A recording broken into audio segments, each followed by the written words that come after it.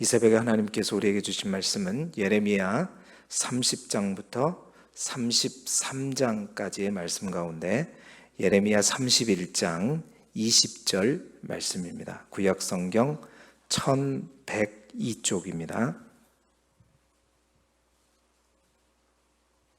예레미야 31장 20절 말씀입니다.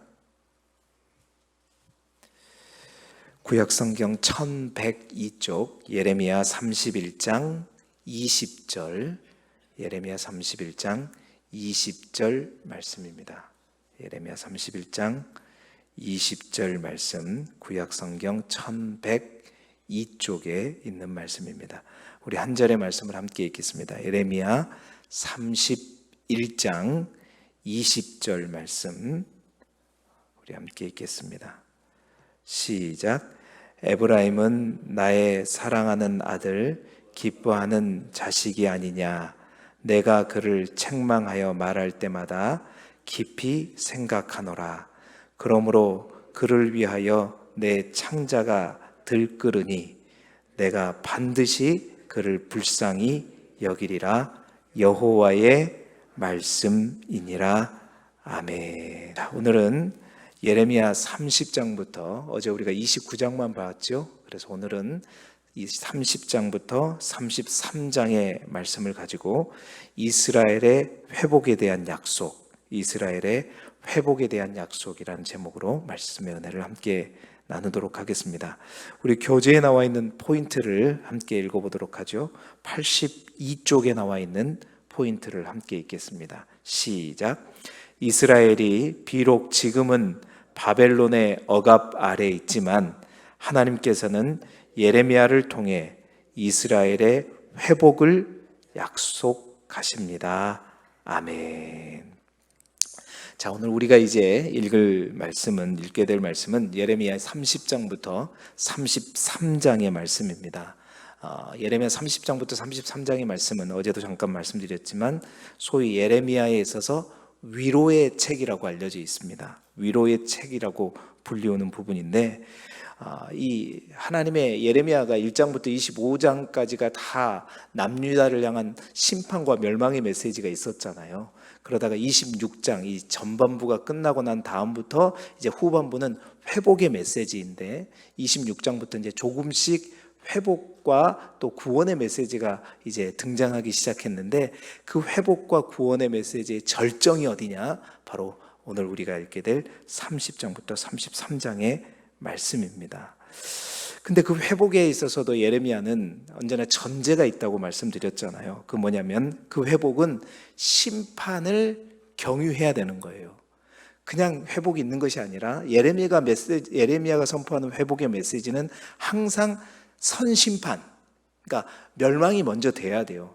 바벨론 포로로 먼저 끌려간 이후의 회복에 대해서 항상 얘기한다라는 것이죠. 그래서 30장, 31장은 이제 이게 어느 때 예언을 했는지는 시기는 알 수 없지만 선심판을 경유한 유다의 회복에 대해서 이제 계속해서 반복적으로 또 점증적으로 더 자세하게 이제 설명하고 있고 32장, 33장은 바로 예루살렘이 바벨론에 의해서 포위되었을 때, 그러니까 예루살렘 함락 직전에, 멸망하기 직전에 예레미야가 왕의 궁중에 있는 시위대 뜰에 갇히게 됩니다. 그 뜰에 갇혀 있을 때 어떤 사건을 통해서 유다의 회복과 구원을 예언하는 그런 내용을 담고 있는 것이죠. 지난번에 우리가 이사야를 함께 나누었을 때도 이사야 40장부터 55장의 말씀이 이사야의 회복의 말씀이라고 그랬잖아요. 그 이사야 40장부터 55장에 정말 우리에게 힘이 되고 좀 뭔가 갇혀 있고 눌려 있다면 우리에게 힘이 되고 또 좀 은혜가 되는 말씀들이 그 집중적으로 많이 들어 있다고 얘기했는데 이사야 40장부터 55장에 해당하는 그 말씀이 바로 예레미야로 치자면 30장부터 33장에 있는 거예요. 여기 30장부터 33장에 우리가 예레미야 하면 딱 기억하는 말씀 대부분 보면 너는 내게 부르짖으라. 내가 내게 응답하겠고 막 예레미야 하면 거의 많은 사람들이 그 말씀밖에 없는 걸로 알고 있지만 그러니까 그 말씀이 있는 곳이 바로 이 부분입니다. 30장부터 33장. 그런데 이 30장부터 33장을 잘 읽어보시면 여러분이 힘들고 또 아프고 괴로울 때 여러분을 다시 세워줄 수 있는 하나님의 말씀들이 많이 있어요. 우리가 모르는 예레미야의 아주 귀하고 복된 말씀들이 많이 있다는 사실들을 아시고 오늘 이 말씀은 분량이 좀 많지만 꼭 반드시 함께 몇 번이고 읽어볼 말씀이라고 볼 수 있습니다. 자, 그래서 분량이 좀 많지만 이 위로의 책의 전체 내용을 오늘 정리하면서 저는 특별한 한 단어를 말씀을 묵상하면서 그 단어가 계속 떠오르더라고요. 그 단어가 뭐냐면 오늘 본문 속에 그 단어가 직접 언급되지는 않은데 여러분 그 단어가 분명히 이 본문 속에 이 본문을 이끌어가는 핵심 단어임을 알 수가 있어요. 그 단어가 뭐냐면 바로 절대적이다라는 단어예요. 여러분 이 절대적이라는 단어가 쉽게 수용되지 않는 시대에 우리는 지금 살고 있습니다. 왜냐하면 옛날에는 절대적이라는 말이 뭐 절대적 권력, 절대적 능력 그러면 다들 거기 절대적 권력에 딱 다 순종하고 그런 시대였지만 지금은 그런 시대가 아니에요. 포스트 모던 시대에 이 절대라는 말에 수식어가 앞에 딸랑 붙으면 뭔가 진부한 것 같고 뭔가 그 속에는 부패가 있는 것 같고 그러잖아요. 그래서 뭐 절대 시대가 아니라 지금은 상대지요. 모든 사람이 다 따라가는 어떤 공동체의 가치가 아니라 그 공동체보다도 한 사람 개인의 생각이 중요한 시대. 그 시대가 바로 지금 이 시대입니다. 근데 이 절대란 말의 의미는 그거잖아요. 반드시 되는 거, 분명하게 되는 거, 어떤 예외도 없는 거, 이런 걸 절대라고 하는데 그 절대가 지금은 그렇죠. 아무리 진리라고 해도 내가 아니라고 생각하면 진리가 아닌 시대가 요즘 시대입니다. 근데 옛날에는 모두가 생각하는 하나의 진리를 딱 잡고 그걸 통해서 리더십을 발휘하고 끌고 가는 시대였단 말이에요. 근대에는. 그러나 포스트 모던 때는 그런 데가 아닌데 그런데 중요한 것은 이 어떤 시대가 바뀌더라도 우리의 믿음과 신앙에 있어서는 결코 우리가 양보할 수 없는 이 절대라는 글자가 분명히 필요하다는 거예요. 바로 오늘 저는 그 절대라는 글자를 바탕으로 하나님의 회복과 위로에 있어서 어떠한 절대가 필요한가, 어떠한 절대적인 것이 필요한가, 또한 우리의 삶에 있어서 우리의 신앙생활에 있어서 어떤 진정한 회복과 구원을 위해서 나에게 필요한 절대적인 것은 무엇인가 함께 점검해보는 이 새벽이 되기를 소망합니다. 자, 첫 번째 절대는 어떤 절대냐? 바로 절대 공의와 절대 사랑입니다. 오늘 성경 30절부터 33절까지 보게 되면 절대 공의와 절대 사랑, 이것은 우리의 절대가 아니라 하나님의 절대입니다. 그것이 반복적으로 나타나고 있는 것을 보게 되는 건데요. 예레미야를 통한 회복의 메시지에 있어서 하나님은 절대 공의와 절대 사랑으로 우리를 이끌어 가시는 하나님이다라는 사실이에요. 여러분 남유다 백성들도 마찬가지지만 오늘을 살아가는 우리 또한 그렇습니다.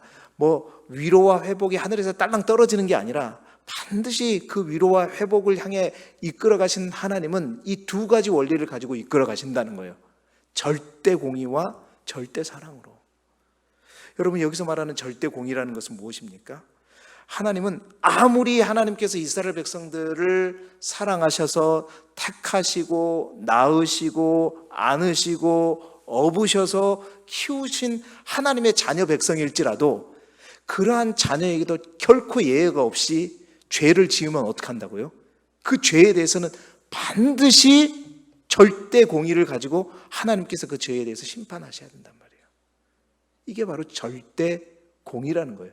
이 절대 공의의 하나님은 우리를 그토록 사랑하시고 우리를 위해서 예수 그리스도까지 주신 하나님이시지만 우리 또한 그 죄에 대해서는 반드시 절대 공의의 하나님의 그거에 대해서 벗어날 수가 없다는 거예요. 그래서 절대적이단 말입니다. 뿐만 아니라 하나님은 그 절대 공의의 하나님인 동시에 어떤 하나님이다, 또한 절대 사랑의 하나님이시다. 그 말은 한 번 그렇지만 하나님께서 한 번 자기의 백성으로 자기의 자녀로 삼으신 사람에 대해서는 절대 공의로 심판하시다 하더라도 또한 절대적인 사랑으로 끝까지 포기하지 않으신다는 거예요. 끝까지 사랑하시고 결국은 어떻게 해요? 회복시키시고 구원하시는 분이 누구다? 우리 하나님이시다. 할렐루야. 그래서 오늘 우리가 이 회복의 메시지를 읽다 보면 그 하나님의 절대 공의에 해당하는 부분이 뭐예요? 바벨론 포로로 끌려가는 거예요. 멸망당하는 거예요. 그게 아니면 안 돼요. 뿐만 아니라 하나님의 절대 사랑에 해당하는 것이 뭐예요? 포로로 끌려간 이후에도 하나님께서 이스라엘 백성들을 끝까지 포기하지 않고 그들을 다시 회복시키시고 구원시키시는 바로 절대 사랑이 바로 그거예요. 하나님께서 우리에게 약속하신 이제 새 언약이죠. 새 언약이 그냥 떨어지는 게 아니에요. 하나님의 소망과 희망의 메시지가 그냥 우리에게 오는 것이 아니라 반드시 하나님의 절대 공의라고 하는 것들을 뚫고 또 하나님의 절대 사랑이라는 것을 통과해야지만 소망도 희망도 새 언약도 새 일도 우리에게 오게 된다는 겁니다. 자, 그러한 것들을 잘 보여주는 본문이 바로 30장 4절부터 11절의 말씀이에요. 성경을 한번 보십시오. 30장 4절부터 11절에 보게 되면 먼저 4절부터 7절까지는 뭐가 나오냐면 유다가 당할 형벌과 고통에 대해서 예언하고 있어요. 자, 어떤 식으로 그 형벌에 대해서 얘기하고 있냐면 이제 절대 공의의 하나님께서 그 형벌에 대해서 얘기하고 있는데 6절에 보니까 재미있게 표현해요. 어찌하여 모든 남자가 해산하는 여자같이 겁에 질려서 새파래졌는가. 여러분, 말이 이상하잖아요. 남자가 어떻게 해산한 여인처럼 해산의 고통을 당할 수 있느냐. 이 말은 뭐냐면 이스라엘 백성들을 남성으로 의인화했어요. 의인화해가지고 여러분, 남자가 해산하는 사람이 있어요? 없어요? 없잖아요. 근데 이스라엘 백성들이 마치 하나님의 자녀가 이 고통을 당할 필요가 없는 거예요. 근데 하나님의 자녀인 이 남성이 고통을 당할 수밖에 없는 이유는 뭐냐면 그들이 지은 죄가 있기 때문에. 하나님께서 그토록 아끼시고 살피시는 하나님의 백성이 그 남자가 해산의 고통, 굳이 당하지 않아도 될 그 고통과 시련을 당하고 있다는 거예요. 그것을 의인화해서 지금 비유적으로 표현하고 있는 말씀입니다. 뿐만 아니라 7절에 보세요. 슬프다 그날이요. 그와 같이 엄청난 날이 없으리라. 그날은 어떤 날이다? 야곱의 환난의 때다. 하나님의 백성, 이스라엘 백성의 환난의 때다. 이 뭘 말하고 있는 거예요? 하나님의 공의에 대해서 말하고 있는 거잖아요. 바로 이어서 그런데 7절 하반절부터 11절 하반절까지 이제 하나님께서 절대 공의에 대해서 이렇게 엄청나게 심하게 말하지만 7절 하반절부터 또한 절대 사랑에 대한 회복에 대해서 또 말씀하시죠. 그러나 그래서 역접으로 돌리시면서 7절 하반절 그러나 뭐라 그래요? 그가 환난에서 구하여 냄을 얻으리라. 또한 8절에 뭐예요? 내 목의 멍에를 꺾어버리며 내 포박을 끊을 것이다. 그리고 10절에는 너는 두려워하지 말라. 놀라지 말라. 먼 곳으로부터 구원하고 너희 자손이 잡혀가 있는 땅에서 구원하게 되고 태평과 안락을 누리게 될 것이고 너를 두렵게 할 자가 있다 없다? 없으리라. 자, 하나님의 절대 사랑에 대해서 얘기하죠. 또 바로 이어서 또 뭐라 그러냐면 또 그러나가 또 나와요. 11절에 또 내가 너와 함께 있어 너를 구원할 것이다. 너만은 멸망시키지 아니하리라. 절대 사랑에 대해서 쭉 나온 다음에 11절 하반절에 또 그러나가 또 나옵니다. 반대로 그러면서도 뭐라 그래요? 내가 법에 따라 너를 징계할 것이요 결코 무죄한 자로만 여기지는 아니하리라. 하나님의 절대 공의와 절대 사랑, 또 절대 공의에 대해서 또 말하고 있죠. 그리고 이어지는 31장에는 이제 절대 사랑에 대해서 더 많이 얘기합니다. 이제 31장에는 심판하시면서도 우리를 영원히 버리지 않으시고 사랑하시는 하나님의 회복에 관한 약속의 말씀이 반복해서 재강조되고 그 반복되는 말씀, 회복의 말씀의 절정이 뭐냐? 31장 31절에 새 언약이다. 우리 마음판에 새긴 새 언약이다. 이게 절대 사랑의 하나님의 이제 절정의 사랑을 표현한 말씀이죠. 그거에 대해서 우리 이미 이제 우리가 개론을 할 때 함께 나누었기 때문에 그거에 대해서는 나누지는 않겠습니다. 뿐만 아니라 30장 16절부터 22절에도 바로 이 절대 공의와 절대 사랑이 이렇게 반복적으로 나타나요. 보세요. 30장 16절부터 22절까지 보게 되면 죄로 인해서 우리의 죄로, 이스라엘 백성의 죄로 인해서 대적들에 의해서 잡아먹히고 사로잡히고 탈취당하고 쫓겨나지만 17절 하반절에 내가 너의 상처로부터 뭐가 돋아나게 한다? 새 살이 돋아나게 하여 너를 고쳐주리라. 또 한 절, 마지막 한 절을 더 보자면 오늘 우리가 읽었던 말씀이에요. 31장 20절의 말씀. 우리 다시 한번 읽어볼까요? 31장 20절의 말씀 우리가 시작할 때 읽었었죠. 시작. 에브라임은 나의 사랑하는 아들, 기뻐하는 자식이 아니냐. 내가 그를 책망하여 말할 때마다 깊이 생각하노라. 그러므로 그를 위하여 내 창자가 들끓으니 내가 반드시 그를 불쌍히 여기리라. 여러분, 이 말씀을 보면 하나님의 그 절대 공의와 절대 사랑이 다 나타나는데 그 절대 공의와 절대 사랑을 행하시는 하나님의 마음이 어떠한 마음인가 다 나타나죠. 보세요. 에브라임은, 이스라엘은 나의 사랑하는 기뻐하는 자식이 아니냐. 그러나 뭐라는 거예요?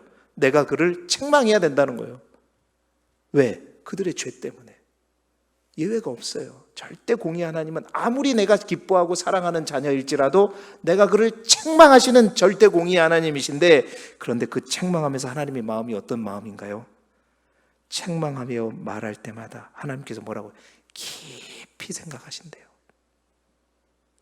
하나님께서 오래 참으시고 기다리시면서 깊이 생각하시면서 그 하나님의 공의의 잣대를 대고 그 우리를 심판하신다. 그러면서도 이제 그 책망하시지만 그러면서 어떻게 한다? 그를 위하여 책망하시면서도 내 창자가 어떻게 한다고요? 들끓는다. 이 말은 뭔 말이에요? 하나님께서 정말 사랑하는 내 자녀들, 정말 죄로 인해서 깊이 생각해서 결국 그 하나님의 공의 때문에 어쩔 수 없이 책망하고 심판하고 멸망을 당하게 하지만 그 하나님의 마음이 들끓는다는 것은 우리를 힘들게 하고 이스라엘 백성을 힘들게 하면서도 누가 더 힘들어 하신다? 하나님이 더 힘들어 하신다. 마음이 들들들 끓을 정도로 하나님이 힘들어 하시면서 그 이후에 하나님께서 뭔만 기다려요? 그 심판의 기간이 끝날 때만. 그 끝날 때까지 동동동 거리면서 마음을 들끓이시면서 기다리시다가 이제 그 심판의 기간이 끝나게 되면 어떻게 하신대요? 내가 반드시 그를 불쌍히 여기리라. 절대 사랑입니다. 예외가 없어요. 반드시 그 기간이 끝나면 하나님께서 반드시 그를 불쌍히 여기시고 새롭게 하시고 고쳐주시고 회복시켜 주신다. 사랑하는 성도 여러분, 이것이 바로 우리를 향한 하나님 아버지의 마음입니다. 하나님은 더 기다리시고 그 이후에 반드시 불쌍히 여기시고 새 소망과 새 언약과 새 일로 회복하십니다. 여러분, 하나님께서 깊이 생각하시면서 어쩔 수 없이 우리에게 흘리게 하신 그 눈물, 하나님이 흘리게 하신 눈물이라면 하나님은 반드시 그 눈물을 손수 닦아주시고, 뿐만 아니라 하나님이 어쩔 수 없이 책망함으로 우리에게 주신 상처가 있다면 하나님은 그 상처를 싸매어 주시고 고쳐주시고 치료해 주신다. 바로 그 절대 공의와 절대 사랑의 하나님 속에 뭐가 있어요? 회복과 소망이 있다는 거예요. 뿐만 아니라 두 번째 절대는 뭐냐? 절대 순종과 절대 회복입니다. 자, 보세요. 32장에 가게 되면 이제 아까 말씀드렸던 것처럼 유다의 시드기야 왕 열째 해라 그래요. 시드기야 왕 11번째 해에 이제 예루살렘이 함락되고 예루살렘이 멸망하게 되는데, 열째 해라는 것은 바로 예루살렘이 멸망하기 1년 전이라는 겁니다. 1년 전에 이미 바벨론에서 성경은 포위됐다고 했죠. 1년 6개월 동안 이스라엘 백성들이 바벨론에 의해서 예루살렘 성이 포위됩니다. 자, 그래서 그 1년 6개월 동안 포위되게 되는데 그 1년 전에, 함락되기 1년 전에 있었던 일이에요. 자, 자꾸만 예레미야가 포로로 끌려가야 된다. 우리가 바벨론에 투항하고 이제 끌려가야 된다고 얘기하니까 시드기야가 열받아가지고 어떻게 해요? 예레미야를 시위대 뜰에, 왕궁 궁중에 있는 시위대 뜰에다 가두어 버렸단 말이에요. 그 가두었을 때 하나님께서 예레미야에게 엉뚱한 명령을 내리셔요. 31장 7절에 보세요. 어떤 명령이냐면 내 숙부 하나멜이 내게 와서 너보고 너 고향에 있는 아나돗에 있는 자기 밭을 사라 할 것이다 말씀하셔요. 네 숙부가 와서 네한테 뜬금없이 말할 거다. 야, 고향에 있는 내 땅이 있는데 그 땅 사라. 이렇게 얘기할 거단 말이죠. 그러면 너는 어떻게 알아? 그 밭을 누구를 위해? 너를 위해 사라라고 하나님께서 말씀하셔요. 자, 여러분, 이 상황을 우리 곰곰이 생각 한번 해보십시다. 지금 예루살렘 성을 누가 다 포위하고 있어요? 바벨론 군대가 와가지고 지금 포위하고 있는 상태예요. 그 말은 뭔 말이에요? 곧 있으면 예레미야가 그토록 예언했던 이제 예루살렘의 멸망이 올 거란 말이죠.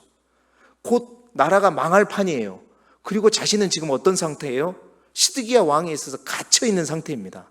언제 죽을지 모르는 상태이고, 시드기야에 의해서 죽게 될지 바벨론에 의해서 죽게 될지, 나라가 지금 폭삭 망할 그 상황에 있는데 하나님께서 뭐라 그래요? 그 땅이 뭐라고?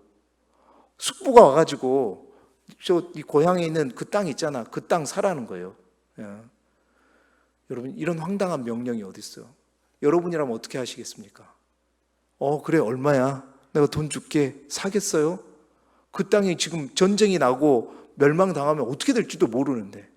그런데 여러분, 이 비정상적인, 비상식적인, 도저히 이해할 수 없는 이 명령이 예레미야에게 떨어졌을 때, 그런데 여러분, 예레미야가 어떻게 반응하느냐? 32장 8절 하반절에 뭐라고 얘기하냐면, 내가 이것이 뭐인 줄 알았대요. 예레미야가 하나님의 말씀인 줄을 알았으므로. 자, 이렇게 이해할 수 없는 명령이지만, 이해할 수 없는 거지만 이게 하나님의 말씀인 줄을 그가 깨닫고 어떻게 해요? 그대로 순종합니다. 그래가지고 어떻게 해요? 그 밭을 사가지고 증서를 쓰고 그 증서를 자기가 예언하는 말을 받아 적었던 바룩에게 주면서 이걸 잘 봉인해가지고 토기에 담아서 잘 간직해라. 그러면서 왜 32장 15절에 하나님이 이렇게 말씀하시죠. 사람이 이 땅에서 집과 밭과 포도원을 다시 사게 되리라. 이 말은 뭐냐면 이 증서를 잘 간직하게 되면 반드시 이 증서를 가지고 이 토지의 소유권을 행사할 날이 오게 될 것이다. 이 말은 뭔 말이에요? 바로 이 토지를 삼으로 말미암아 이스라엘이, 유다가 다시 회복돼서 네가 이 땅을, 소유권을 발동하게 될 날이 오게 될 것이다 라고 간접적으로 이스라엘의 회복을 예언하고 있는 내용이라는 거예요. 자, 그래서 예레미야가 그렇게 순종하고 나서 그래도 아무리 봐도 이게 지금 맞는 일인가? 내가 이게 돈 주고 이게 사는 것이 맞는 일인가? 그래서 예레미야가 즉시 32장 26절부터 42절까지 하나님 앞에 기도합니다.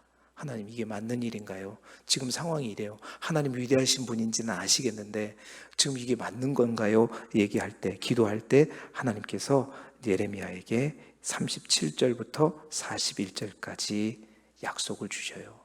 그 희망의 약속 또한 이제 심판받게 될 것이고 심판 이후에 반드시 이런 희망이 너에게 있을 것이다 하면서 40절에 영원한 언약에 대해서 말씀하시고 32장 41절의 말씀 함께 읽어보시죠. 시작. 내가 기쁨으로 그들에게 복을 주되 분명히 나의 마음과 정성을 다하여 그들을 이 땅에 심으리라. 보세요. 이해할 수 없는 명령이었지만 예레미야가 하나님께서 너를 위해서 그 땅을 사라 했을 때 예레미야가 이해할 수 없지만 비상식적이지만 이것이 하나님의 말씀이기 때문에 절대적으로 따지지 않고 순종했을 때 하나님께서 뭘 약속해요? 내가 기쁨으로 너에게 복을 주겠다. 그리고 분명히, 여러분 분명이라는 건 뭐예요? 하나님께서 분명이라는 말은 하나님께서 약속하신 것은 반드시 지키시는 분인데 하나님께서 분명히 반드시, 그 말은 뭐냐? 반드시 하나님의 회복의 의지가 얼마나 강한가를 표현하는 말이에요. 이게 절대적이란 말이죠. 분명히, 그리고 뭐라고요? 덧붙여서 뭐라 그래요? 나의 마음과 정성을 다하여. 여러분, 우리가 하나님을 향할 때만 마음과 정성을 다한다고 얘기하죠. 그런데 하나님이 우리를 향해서도 마음과 정성을 다할 때가 있어요. 그 말씀이 이 말씀입니다. 내가 분명히 나의 마음과 정성을 다하여서 뭘 하리라? 그들을 이 땅에 심으리라.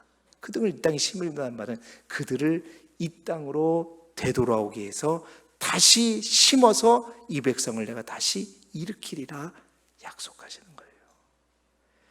절대 순종에 절대 회복이 있는 거. 하나님께서 이스라엘 백성들에게 이 예언을 통해서 말하는 거예요. 네가 저 바벨론의 포로에 끌려갔을지라도 이제는 그동안 너희들이 했던 것과 달리 이해가 가지 않아도, 도저히 내가 용납할 수 없을지라도 하나님의 말씀에 절대적으로 순종하게 되면 내가 절대적으로 반드시 분명히 내 마음과 정성을 다해서 너희를 어떻게 하겠다? 회복시키겠다. 세 번째 절대가 뭐냐면 절대 기도와 절대 축복입니다. 33장에 계속해서 시대 뜰에 갇혀 있을 때 하나님께서 두 번째로 예레미야에게 말씀으로 임하셔서 또 한 가지 절대적으로 해야 될 일을 얘기하고 있어요. 그게 뭐냐? 우리가 너무나도 잘 아는 33장 3절의 말씀이에요. 함께 읽어보겠습니다. 시작. 너는 내게 부르짖으라. 내가 내게 응답하겠고 내가 알지 못하는 크고 은밀한 일을 내게 보이리라. 어떠한 문제에 갇혀 있을지라도 여러분, 모든 문제가 각자에게 상대적이고 다를지라도 믿음의 사람들에게 있어서 답은 한 가지단 말이에요. 그 답이 뭐다? 기도다, 기도. 문제는 상대적이지만 그 답은 절대적인데 그 절대적인 답은 뭐냐? 모든 답은 기도하는 것이다.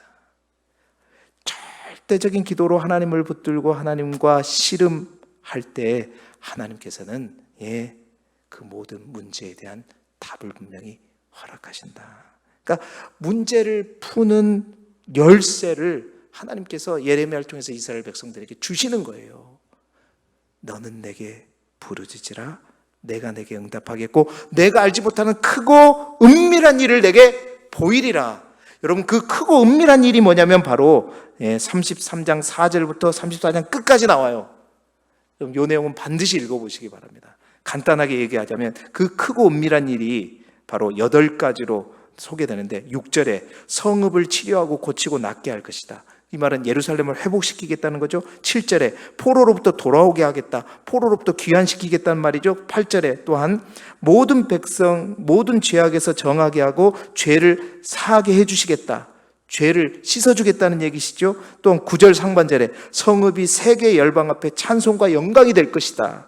그리고 9절 하반절에 백성이 모든 복이라는 복은 다 받게 되고 모든 평안으로 두려움을 모르게 될 것이다 얘기하시죠. 여섯 번째로 10절부터 11절까지 잃어버렸던 일상의 수많은 소리들, 뭐 신랑의 소리, 신부의 소리, 그냥 행복한 소리 다 잃어버렸잖아요. 그 잃어버린 소리들을 다 다시 찾게 하리라. 이 말은 일상이 회복될 것이다 뿐만 아니라 12절에 일곱 번째로 다시 목자가 살 곳이 있으리라. 다시 한번 너희들이 생업이 시작될 것이다 뿐만 아니라 8절에 여덟 번째로 13절에 양떼가 다시 계수하는 자의 손 아래로 지나리라. 그 말은 사업이 형통하게 될 것이다. 그리고 이어서 33장 22절까지 덧붙이죠.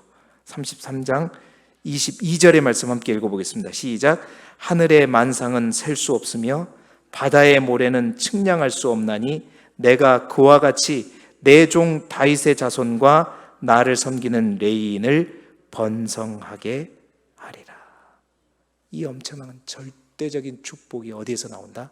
절대 기도 속에 하나님께서 반드시 8번에 걸쳐서 강조하고 마지막 셀 수 없는 축복을 주신다는, 절대적인 축복을 주신다는 거죠.